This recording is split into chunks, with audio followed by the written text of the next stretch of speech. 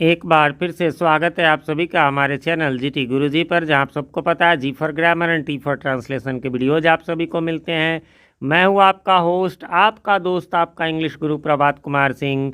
और आज मैं आप सबके लिए लेकर आया हूं ऑक्सफोर्ड करेंट इंग्लिश ट्रांसलेशन के एक्सरसाइज 171 के सॉल्यूशन को लेकर के, जिसमें है ट्रांसलेट इनटू इंग्लिश। और ये फ्यूचर कंटिन्यूअस का ट्रांसलेशन है। इसमें फ्यूचर कंटिन्यूअस के सेंटेंस मिलेंगे और वो असर्टिव मिलेंगे, यानी एफर्मेटिव और नेगेटिव दोनों ही।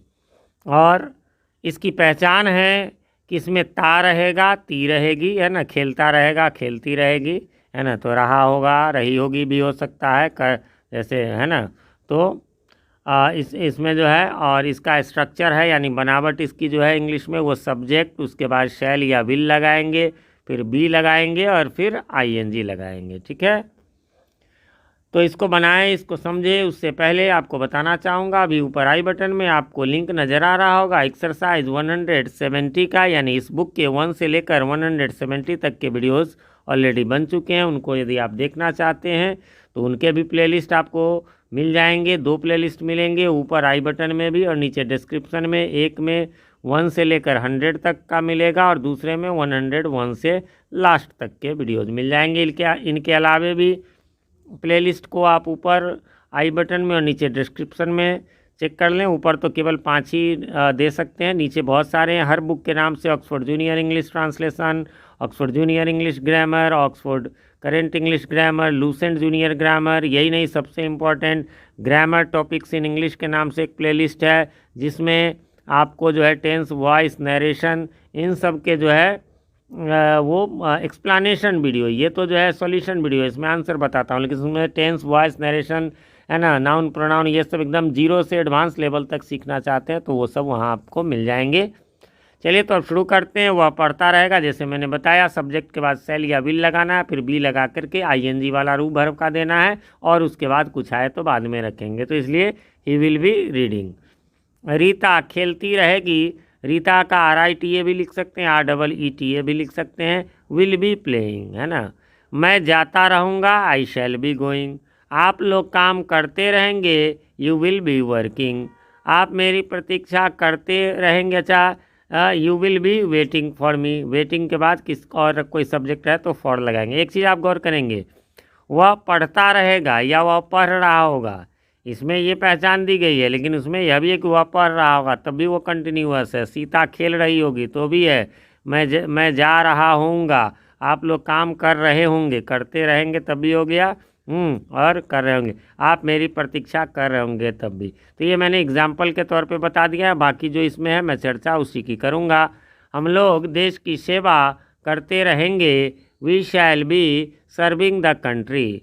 अगले रविवार को इस वक्त हम लोग पटना जाते रहेंगे, है ना। अगले रविवार को तो ऑन संडे नेक्स्ट, या ऑन नेक्स्ट संडे, और इस समय तो एट दिस टाइम लिखाएगा, लेकिन ऐसे ही आपके बुक में भी दिया हुआ है, at this time on Sunday next we shall be going to Patna. वह कल इस समय, है ना, टुमारो दिस टाइम, कल इस समय मैं फिल्म देखता रहूँगा, I shall be watching the film tomorrow, है ना, दिस टाइम दिया हुआ, टुमारो दिस टाइम। वह बैठा रहेगा, अब देखिए ये थोड़ा अलग है, है ना, बैठा हुआ हो रहेगा या बैठा रहेगा, ही विल बी सिटिंग। तुम खड़े रहोगे, यू विल बी स्टैंडिंग।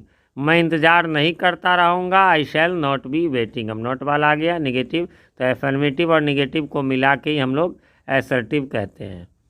ठीक है, उसके बाद वे नहीं सोते रहेंगे। अब मैं इसमें अपने वीडियोज़ में, कई वीडियोज़ में बता चुका हूँ कि वे जब क्लियर नहीं हो, लोग ना रहे, वे रहे, तो वे एक भी हो सकता है और अधिक भी। कहेंगे एक कैसे सर, तो आप अपने पिताजी को क्या कहते हैं, वे मेरे पिताजी हैं। पिताजी तो एक ही है, बहुवचन, है ना। तो हिंदी में एक लिखना जरूरी नहीं है, वह लड़का है, गौर करेंगे, है ना, वह लड़का है। हिंदी में हम लिख सकते हैं वह लड़का है ना, तो यह भी सही है। और यही नहीं, वह एक लड़का है, यह भी सही है। ठीक है, वह एक लड़का है, यह भी सही है। लेकिन इंग्लिश में केवल होगा ही इज ए बॉय, बिना ए के नहीं चलेगा। तो इंग्लिश में तो क्लियर रहता है, लेकिन हिंदी में नहीं रहता है। तो इसलिए अब वे एक आदमी भी हो सकते हैं या हमसे बड़े हैं, इसलिए आदर सूचक में बहुत मतलब इसलिए एक हो सकते हैं और नहीं तो हुए माने बहुत सारे भी होते, इसीलिए मैंने दोनों दे दिया, ही या they will not be sleeping. हम लोग टीवी नहीं देखते रहेंगे, we shall not be watching the TV, TV में द लगाएंगे। लड़के वर्ग में हो हल्ला नहीं करते रहेंगे, the boys will not be making a noise. अब यहाँ देख सकते हैं प्लूरल रहे, यहाँ मेकिंग ए नॉइज भी है, ठीक है, और आप चाहे तो मेकिंग नॉइजेज भी लगा सकते हैं जब बहुवचन रहे तो। बाकी making a noise singular plural एक वचन बहुवचन सबके लिए चलेगा। आगे है सीता नहीं गाती रहेगी, Sita will not be singing a song, गाना नहीं गाती रहेगी इसलिए सिंगिंग ए सॉन्ग, केवल गाती रहेगी रहता तो ये सॉन्ग नहीं लगता। वे लोग काम नहीं करते रहेंगे, दे विल नॉट बी वर्किंग। वह इस समय नहीं जाता रहेगा, he will be not be going, मन हो तो लगा सकते हैं एट दिस टाइम, है ना, एट दिस टाइम भी हम एट लगा भी सकते हैं, नहीं भी लगा सकते हैं।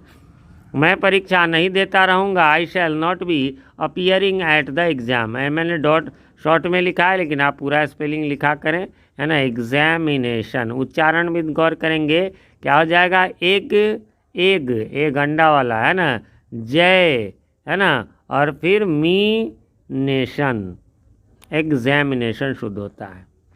तो फ्रेंड्स ये एक्सरसाइज यहीं तक था, उम्मीद करता हूँ आपने मिला लिया होगा, आपको कोई कन्फ्यूज़न नहीं होगी। फिर भी कोई कन्फ्यूज़न हो तो कमेंट करें, मैं रिप्लाई ज़रूर देता हूँ, थोड़ी देर से ही सही। और जिस क्वेश्चन में कन्फ्यूज़न हो वही क्वेश्चन कमेंट करें तो रिप्लाई देना आसान रहेगा, वरना थोड़ा सा बुक पलटो एक्सरसाइज निकालो तो टाइम लग जाता है। और एक रिक्वेस्ट है कि चैनल पे नए हैं या चैनल पे को अभी तक सब्सक्राइब नहीं किया है तो प्लीज़ इसे सब्सक्राइब कर लें और साथ में नोटिफिकेशन बेल में ऑल को प्रेस कर दें, जिससे कि हमारे आने वाले वीडियो सबसे पहले आप तक पहुंच सके और पहले की वीडियोज आपको ढूंढने में आसानी हो। वीडियो पसंद आए तो लाइक करें, ना पसंद आए तो डिसलाइक करें। मिलते हैं अगले वीडियो में, तब तक के लिए हैव अ नाइस डे।